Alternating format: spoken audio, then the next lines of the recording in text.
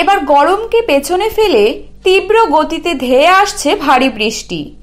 গত কয়েকদিন ধরে ঝলমলে আকাশ থাকলেও আবারও কিন্তু কালো মেঘ ঘনিয়ে আসছে বাংলার দিকে।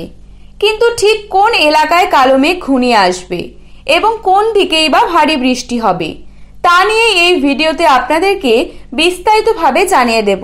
তো জানতে হলে অবশ্যই ভিডিওটিকে শেষ পর্যন্ত মনোযোগ সহকারে দেখবেন এবং চ্যানেলে নতুন হয়ে থাকলে অবশ্যই চ্যানেলটিকে সাবস্ক্রাইব করবেন এবং পাশে থাকা বেল আইকনটিকে প্রেস করে রাখবেন। মুহূর্তে মুহূর্তে ভোল বদলাচ্ছে আবহাওয়া। একদিকে যেখানে রোদ চলছে দক্ষিণবঙ্গ, সেখানে উত্তরবঙ্গে ঝড় বৃষ্টির সতর্কতা জারি করেছে। আগামী 2 থেকে 3 ঘন্টায় উত্তরবঙ্গের বেশ কয়েক জেলায় বৃষ্টি হবে। তালিকায় রয়েছে আলিপুরদুয়ার, কোচবিহার এবং জলপাইগুড়ি। আবহাওয়া দপ্তর সূত্রের খবর, উত্তরবঙ্গের জেলাগুলিতে হালকা থেকে মাঝারি বৃষ্টিপাতের সম্ভাবনা থাকছে। পাশাপাশি ঘন্টায় 30 থেকে 40 কিলোমিটার বেগে বইতে পারে হাওয়া। উত্তর দিনাজপুর, দক্ষিণ দিনাজপুর ও মালদা বাদে উত্তরবঙ্গের সমস্ত জেলায় ভিজতে পারে। ওদিকে হুড়মুড়িয়ে তাপমাত্রা বাড়ছে দক্ষিণবঙ্গে। তাপপ্রবাহের সতর্কতাও জারি করা হয়েছে।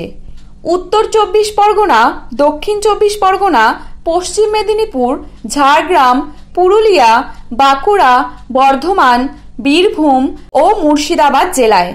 এদিকে বাংলাদেশের কথা বলতে গেলে গত কয়েকদিন ধরে প্রচন্ড গরমে হাঁসফাঁস অবস্থা শুরু হয়েছে দেশ জুড়ে। দিনে অস্বস্তি নিয়ে কাজকর্ম করার পর রাতে স্বস্তির মুখ কেড়ে নিয়েছে উত্তাপ।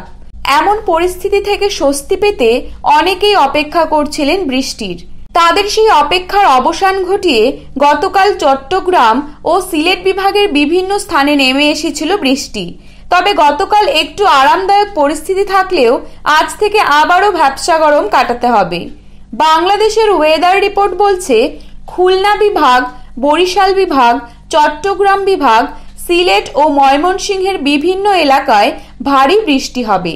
কাল বৈশাখীর ঝড় হবে মাতবাড়িয়া, মির্জাগঞ্জ, জিয়ানগর, বরিশাল, ভোলা, রায়পুর, কুমিল্লা, ব্রাহ্মণপাড়া, ব্রাহ্মণবাড়িয়া, নাসিরনগর, মৌলভীবাজার, সিলেট এই সমস্ত জায়গায় হবে কাল বৈশাখীর ঝড়। আর বাদবাকি প্রত্যেকটি জায়গায় তাপপ্রবাহ জারি থাকবে আগামী 7 দিন পর্যন্ত।